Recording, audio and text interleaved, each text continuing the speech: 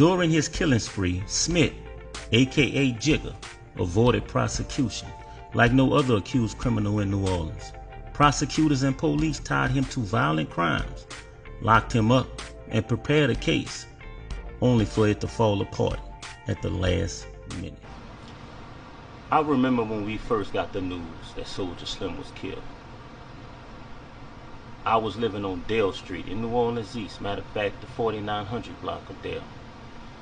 When we got the news, it happened a day before. Matter of fact, he was killed a day after my birthday.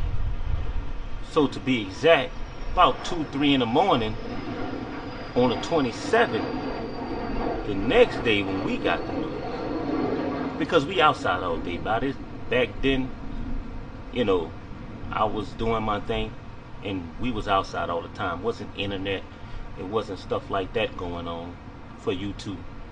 And if it was, it wasn't a big deal. Not to street dudes, you know, as far as the internet. So when we got the news, we was like, what? What happened? Who? This and that. And that's when the rumors started surfacing. And that's when Jigga name came up. Then after that, you started hearing a lot of other rumors about Jigga. But before we get into the Soulja Slim story, let's get into Jigga. Garrelle Smith. Because once I did my research, I said, oh man, this cat was notorious. In 2007, Smith was locked up for the murder of 24-year-old Mandel Duplessis, who was an up-and-coming rapper relocated to Atlanta due to Hurricane Katrina. He rapped about returning home constantly, but after returning home, months later, Duplessis was dead.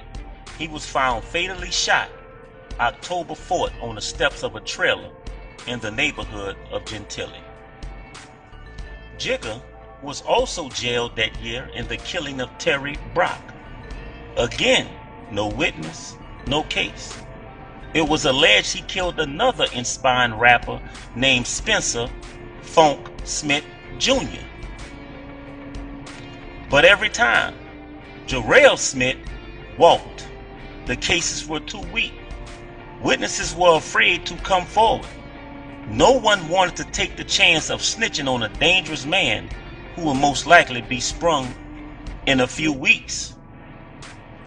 Or they were sticking to the law of the streets.